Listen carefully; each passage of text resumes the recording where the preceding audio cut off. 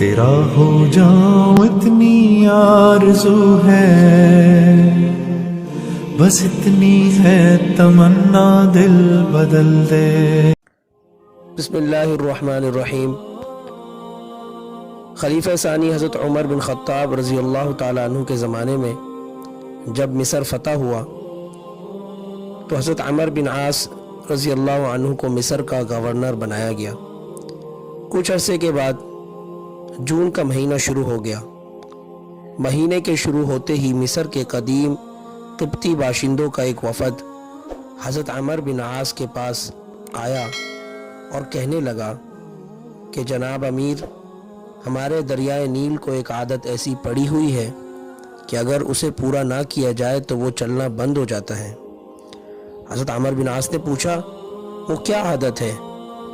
تو کہنے لگے کہ اس کی یہ عادت ہے کہ جون کے مہینے کی جب 12 راتیں پوری ہو جاتی ہیں تو ہم ایک نوجوان دوشیزہ لڑکی کو تلاش کر کے اس کے والدین کو راضی کرتے ہیں اور اسے بہترین زیور اور کپڑوں سے آراستہ کر کے دریائے نیل میں ڈال دیتے ہیں۔ اس کے بعد وہ دریا خوب بہنے لگتا ہے۔ حضرت عمر بن عاص رضی اللہ عنہ نے جب یہ باتیں سنی تو فرمایا نہیں، اسلام میں ایسا نہیں ہو سکتا۔ اسلام تمام پچھلی جاہلانہ رسموں کو منہدم کرتا ہے۔ وفد یہ سن کر چلا گیا، لیکن یہی ہوا بالآخر کہ جون، جولائی اور اگست تینوں مہینے گزر گئے اور دریائے نیل خشک پڑا رہا، یہاں تک کہ لوگ وہاں سے دوسرے مقامات کی طرف جانے کا ارادہ کرنے لگے۔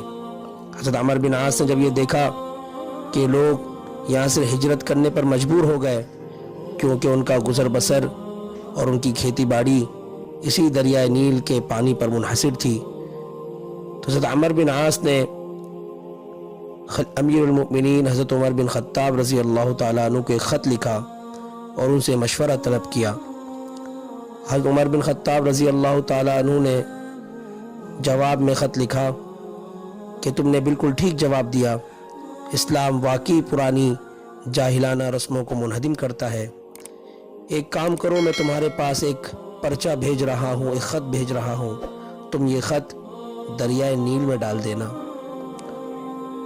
حضرت عمر بن عاص رضی اللہ تعالیٰ عنہ نے جب وہ پرچہ کھول کر دیکھا تو اس میں لکھا تھا من عبد اللہ عمر امیر المؤمنین الى نیل مصر، اما بعد فإن كنت تجری من قبلک فلا تجری وإن كان اللہ الواحد القہار الذي یجریک فنسأل اللہ الواحد القہار ان یجریک۔ ترجمہ: اللہ کے بندے، امیر المؤمنین عمر کی طرف سے مصر کے دریائے نیل کے نام یہ خط ہے۔ حمد و صلات کے بعد، اے نیل، اگر تو اپنی مرضی سے بہا کرتا ہے تو بہنا بند کر دے، اور اگر خدائے واحد و قہار ہے جو تجھے چلاتا ہے تو ہم اسی خدائے واحد و قہار سے دعا کرتے ہیں کہ وہ تجھے بہنے پر مجبور کر دے۔ حضرت عمر بن عاص نے یہ پرچہ نصارہ کی عید صلیب سے ایک دن پہلے دریا میں ڈال دیا، اور اگلے روز مصر کے باشندے وہاں سے بھاگنے کی پوری تیاریاں کر چکے تھے، اس لیے کہ ان کی زندگی اجیرن بن گئی تھی۔ لیکن اگلے دن عید کی صبح جب لوگوں نے جا کر دیکھا تو دریائے نیل پوری آب و تاب کے ساتھ بہنا شروع ہو چکا تھا، اور ایک رات میں پانی کی سطح 16 ذرا بلند ہو گئی تھی، جو گزشتہ سالوں کی سطح سے 6 گنا زیادہ تھی۔ پیارے دوستو، یہ حضرت عمر بن خطاب رضی اللہ تعالیٰ عنہ کی ایمانی قوت تھی۔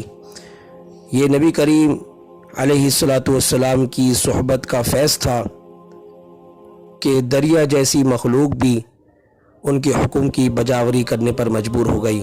اللہ تعالیٰ ہمیں ان اکابرین کے نقش قدم پر چلنے کی توفیق عطا فرمائے۔